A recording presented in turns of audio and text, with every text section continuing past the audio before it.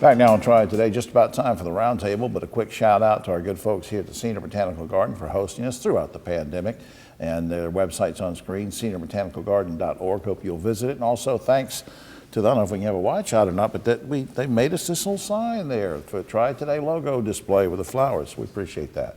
Now, to guys that have been deflowered long ago, I don't know what that means. Ogie Overman, it's a horticulture term. Oh, I see. Ogie Overman, the broadcaster, great broadcaster journalist. Back behind him, we held David Daggett over from his segment and talking about some great leaders who had passed away. David Daggett's here, and to Keith Granberry, founder of Helping Hands Consultants. Guys, our health czar here in the state, Mandy Cohen, now admits that 27,000 people who have been vaccinated in North Carolina thus far actually crossed over the border, mainly from South Carolina, to get the vaccine. Here's the question.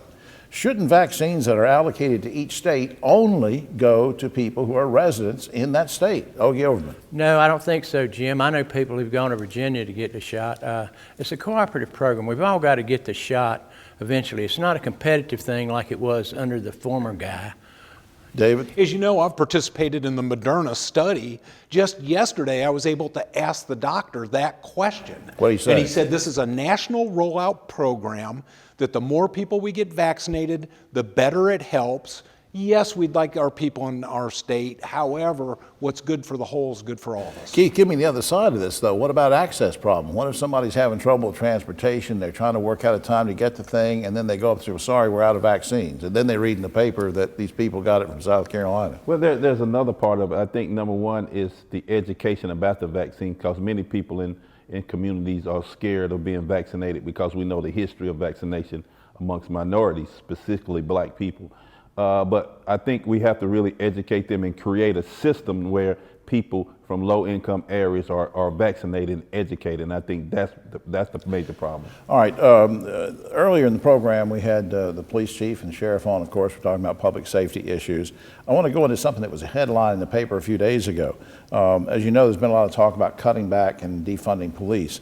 Some of the state lawmakers now want to make it a law that if a city cuts back any of their police funding, that city will have its government funding cut back. Ogie, reaction? I didn't know that. That's absurd. On the face of it, that's absurd. David? I don't think those questions are yes or no answers.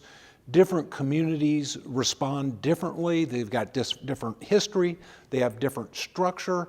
I think we are so blessed to have Sheriff Kimbrough and Chief Thompson in Winston-Salem.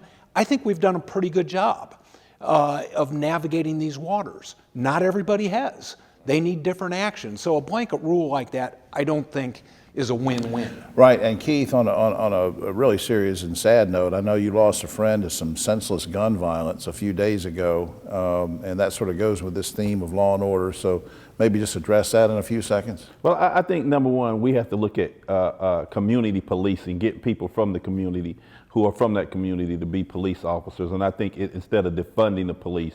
But a young man who I met at the Urban League when I was the president, his name is T.R. Eugene Terry, lost his life in a senseless death over the weekend.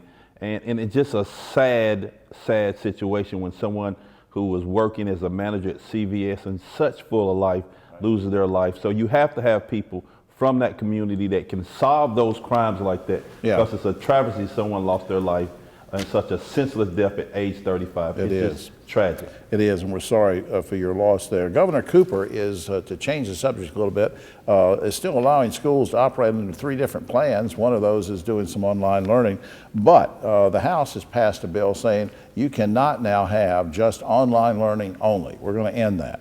Are you okay with that, guys? I mean, or should school superintendents and parents have the option to just anytime they want to go to the online? Well, we've got to work toward that, Jim, but you can't just eliminate it across the board. It just, a typical Republican response to it, knee-jerk.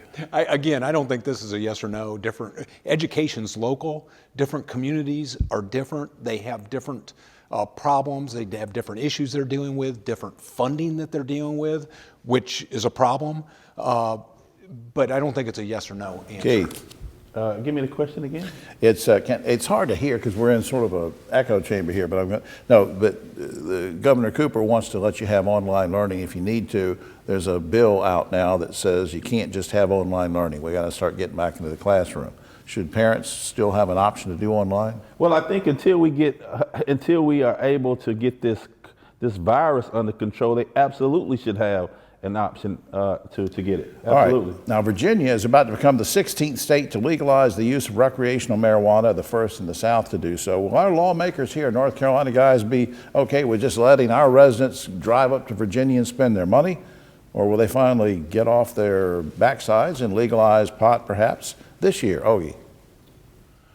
They should, yeah. I mean, it's time. It really is time. People will go to Virginia, even though it'll be against the law to take it across state lines. People do it anyway. They'll do it anyway. Let's go ahead and legalize David. I don't disagree with that. I don't think the science has quite caught up with legalizing marijuana. For example, a police officer stops somebody for drinking and driving. They have very definitive metrics that they can look at to make a determination. They can't do that yet with marijuana. I think we have to evolve scientifically, and then we make that step. Number one, the people are going to go to Virginia. Number two, they should legalize it. Number three, they won't.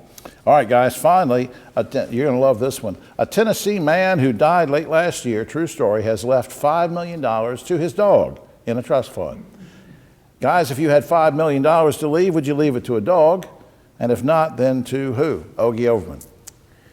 Jim, when I worked at the High Point Enterprise, Randall Terry, the publisher, died and left his fortune to his dogs. Seriously? 6 dogs.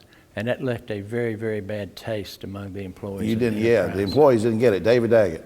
I believe in leaving your money to charities that can help the community be better after you're gone. And if you wanted to, you could leave it to the Humane Society or Sure, something. But sure. Keith, would you leave your $5 million to a dog? I absolutely. Why you laughing? Well, you're the one with $5 million, and I would be interested in being your heir if I could. So you wouldn't leave it to a dog? No, I wouldn't leave it to a dog, nor would a dog leave it to me either. No. All right. All right. Well, anyway, that's all I'm going to leave all mine to Ogie. That's all the time we have. Oh, except for this. A team of zoologists who study invertebrates have now officially determined that there are 1 million species that don't have a spine. Well, 1,000,001 if you count Senate Republicans. There you go. Yes. You liked that, didn't you, Ogie? All right, for all of us here on True. Try Today, I'm going to go True. leave my money to Keith. See you next time.